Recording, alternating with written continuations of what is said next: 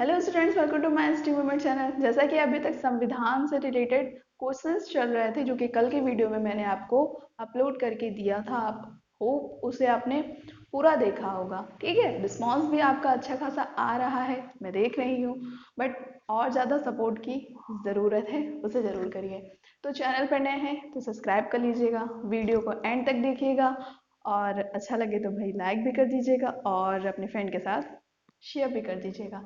चलिए तो फिर स्टार्ट करते हैं। एक राज्य में विधान परिषद में न्यूनतम सदस्यों की संख्या होती है। विधान परिषद में जो सदस्य होते हैं न्यूनतम कितने हो सकते हैं, अधिकतम कितने हो सकते हैं, इसको आपको कमेंट सेक्शन में देना है। बट न्यूनतम कितने होते हैं वो मैं आपको बता देती हूँ। न्यूनतम संख्या होती है 40। ठीक है, अगर विधानसभा की बात करें तो इसमें न्यूनतम संख्या होती है 60, जो कि मैंने कल पढ़ाया था आपको और लास्ट क्वेश्चन इसी को समझा करके एंड किया था। ठीक है, तो याद रखिएगा, वीडियो को एंड तक जरूर देखा करिए। ओके, नेक्स्ट क्वेश्चन है, विधान परिषद में सदस्यों का कार्यकाल कितना होता है। मतलब जब वो कार्य में आते हैं, जैसे अपने यहाँ प्राइम मिनिस्टर का कार्यकाल कितने वर्ष का होता है, 5 ईयर का होता है। बट यूएसए में उसी जगह प्रेसिडेंट का कार्यकाल केवल 4 ईयर का होता है और वो सिर्फ 2 बार ही बन सकता है, 2 बार से ज्यादा नहीं बन सकता है। पर अपने इंडिया में ऐसा कोई प्रावधान नहीं है। तो विधान परिषद में सदस्यों का कार्यकाल कितना होता है, 6 वर्ष का। ठीक है, विधानसभा के वही जो सदस्य होते हैं उनका कार्यकाल कितना होता है, 5 वर्ष का। अब मैम इसे याद कैसे रखेंगे, याद करना बहुत आसान है। विधान परिषद बड़ा है लेकिन विधानसभा छोटा है।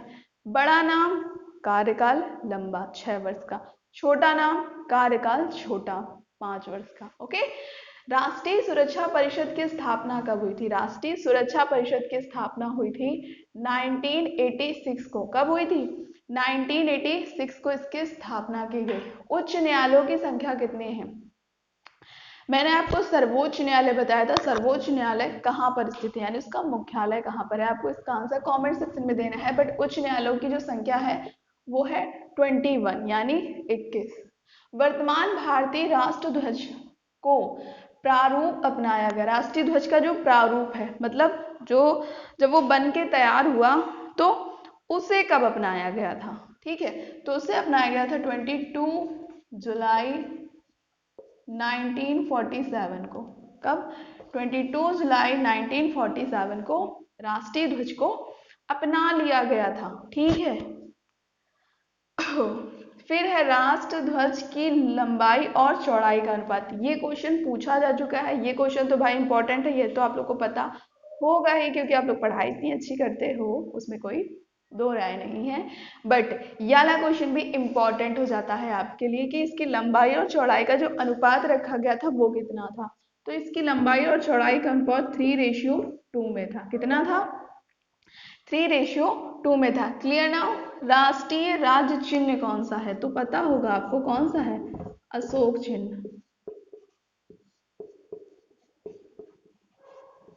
ठीक है, राष्ट्रीय राज्य चिन्ह को कब अपनाया गया, इसे कब अपनाया गया था, 26 जनवरी 1950 को। ठीक है, जब हमारा संविधान अपनाया गया था। अपनाया गया था या लागू किया गया था, इन दोनों में डिफरेंसेस है, मैंने आपको क्लियर किया था डिफरेंसेस कहाँ से हैं। तो जो मैं बोल रही हूँ क्या वो सही है या मैंने गलत बोला, इसका भी आंसर आपको कमेंट सेक्शन में देना है। ओके नाउ, सत्यमेव जयते लिए गया है। सत्यमेव जयते को कहाँ से लिया गया है, तो मुंडकोप उपनिषद से। कहाँ से, मुंडकोप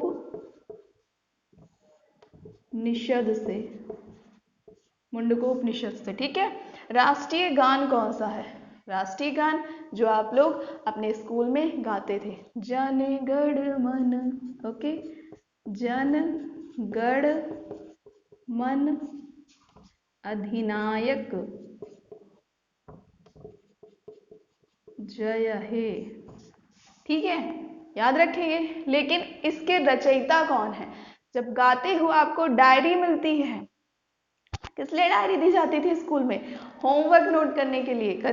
कुछ बच्चे इतने शैतान थे कि पूरा पूरा साल निकल जाता था पर डायरी के 4 से 5 ही पेज भरे होते थे। कब भरे होते थे? जब टीचर से या पेरेंट्स से सिग्नेचर्स करानी होती थी, डायरी नहीं फिल होती थी। ऐसे भी बहुत से बच्चे क्लास में होते हैं, हर किसी की क्लास में, ठीक है। तो डायरी में आपको बकायदा लिख के दिया जाता है राष्ट्रगान, राष्ट्रगीत, आपकी जो स्कूल में प्रेयर्स होती हैं, जो आप शपथ लेते हो, ठीक है, तो वो सारी चीजें लिख के दी जाती हैं। तो वहां पर क्या आपने गौर किया है कि राष्ट्रीय गान के रचयिता कौन लिखे गए हैं? कौन लिखे गए हैं? रविंद्रनाथ टैगोर। कौन है भाई? रविंद्रनाथ टैगोर। ठीक है, क्लियर हुआ आपको? अब राष्ट्रीय से रिलेटेड जो बातें हैं उन पे चर्चाएं कर लेते हैं। ओके, तो ठीक है, चलिए फिर स्टार्ट करते हैं। आपके सामने क्वेश्चंस दिख रहे होंगे भाई, तो आप कह रहे होंगे मैम अब ये पढ़ाएंगे क्या हमें? हाँ भाई, पढ़ाऊंगी मैं, पढ़ना भी पड़ेगा आपको। क्यों? क्योंकि इससे रिलेटेड आपको अगर प्रश्न पूछेगा तो कॉमन आंसर नहीं दिया होगा बेटा 4 ऑप्शन में, साइंटिफिक नेम दिया होगा, तो साइंटिफिक नेम जानना जरूरी है ना। और फिर क्वेश्चन तो हर कोई इंपॉर्टेंट होता है, पेपर में क्या पूछ लेगा कब, किसी को नहीं पता होता है भाई, आपको हमको। चलिए तो फिर शुरू करते हैं। राष्ट्रीय गीत कौन सा है पता होगा आपको? मैम पता तो है, फिर भी आप पढ़ा रहे हो, मैं पढ़ाऊंगी और पढ़ना भी पड़ेगा। राष्ट्रीय गीत है वंदे मातरम। कौन सा है?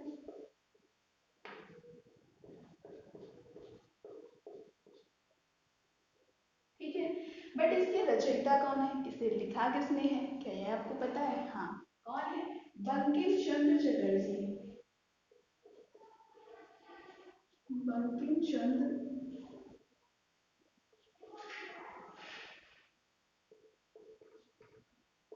चटर्जी। ओके, राष्ट्रीय कैलेंडर कौन सा है? कैलेंडर आप जो यूज करते हो वो कौन सा है? तो सख संवत का। ठीक है, याद रह जाएगा आपको। राष्ट्रीय खेल कौन सा है? राष्ट्रीय खेल आपका है हॉकी।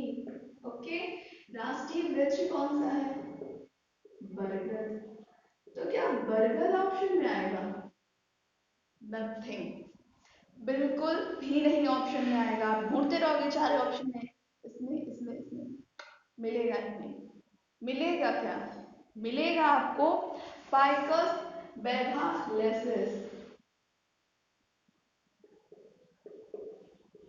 फाइकस बैधालेसिस। मैम ये कैसा नाम बता दिया आपने? भाई यही नाम आएगा, क्योंकि ये साइंटिफिक नेम है। कौन सा नेम है? साइंटिफिक, वैज्ञानिक नाम। वैज्ञानिक नाम लिख के आता है क्योंकि आप लोग बड़े हो गए हो, अब छोटे थोड़ी ना हो, कॉम्पिटिशन्स की तैयारी कर रहे हो या फिर नहीं भी कर रहे हो, सीरियस बनोगे, नेवी आर्मी इन सब चीजों में जाओगे तो आपसे बरगद थोड़ी ना पूछेगा, थोड़ा टफ पूछेगा, तो टफ ये हो जाता है। फाइकस बैडालेसिस। राष्ट्रीय पुष्प कौन सा है? कमल। अब जब बड़े हो ही गए हो तो कमल का साइंटिफिक नेम क्या होगा? इसका आंसर कमेंट सेक्शन में दे देना प्यार से। ओके, चलो, राष्ट्रीय पशु कौन सा है? पशु कौन सा है? बाघ। बाघ का वैज्ञानिक नाम क्या है ये मैं आपको बता दूंगी। कौन सा है? पेंथ्रा टाइग्रिस।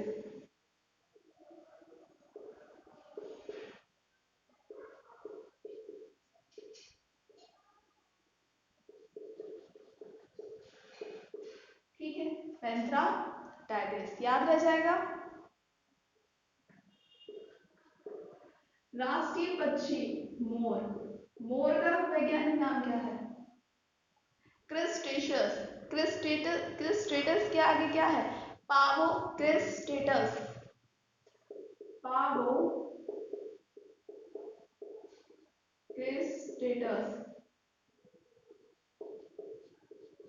ओके ना। राष्ट्रीय जलीय जीव गंगा डॉल्फिन। डॉल्फिन नहीं है बेटा, गंगा डॉल्फिन है। गलत ना करके जियो पेपर में 4 ऑप्शन में डॉल्फिन भी दिया होगा, गंगा डॉल्फिन भी दिया होगा, पर ऑप्शन कौन सा टिक मार्क करना है? गंगा डॉल्फिन वाला। ओके, राष्ट्रीय फल कौन सा है? फल सबका प्यारा जिसका सीजन चल रहा है। आम का वैज्ञानिक नाम क्या है, जरा बता दोगे? Mangifera indica. क्या है? Mangifera indica. Okay.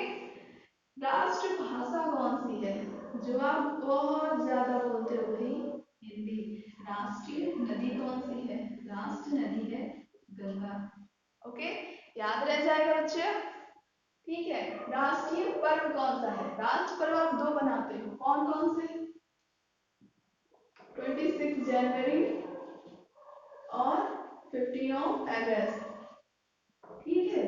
26 January and 15 अगस्त, गणतंत्र दिवस एंड स्वतंत्रता दिवस। राष्ट्रीय लिपि कौन सी है? लिपि कौन सी यूज करते हो? देवनागरी। कौन सी यूज करते हो? देवनागरी। राष्ट्रीय योजना कौन सी है? कौन सी योजना है राष्ट्रीय? बता दो भाई, बहुत पढ़ी है आपने, बता नहीं रहे हो। पंचवर्षीय योजना कौन सी है? पंचवर्षीय। पंचवर्षीय योजना मैं आपको पढ़ा दूंगी, ठीक है? पंचवर्षीय पहली प्रथम में क्या हुआ, द्वितीय में क्या हुआ, उन सारे जितनी भी पंचवर्षीय योजना है उसके बारे में आपको डिटेल से पढ़ाऊंगी, ठीक है?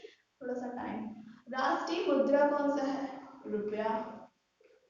और लास्ट क्वेश्चन, राष्ट्रीय वाक्य कौन सा है? अब ऐसे लिख के आ गया, भारत का राष्ट्रीय वाक्य कौन सा है? डाउट ना हो गया ना? तो कौन सा है? सत्यमेव जयते। सत्य जयते। क्लियर? आई होप आपको ये सारी इंफॉर्मेशन बहुत पसंद आई हो, और थोड़ा बहुत भी मैं आपको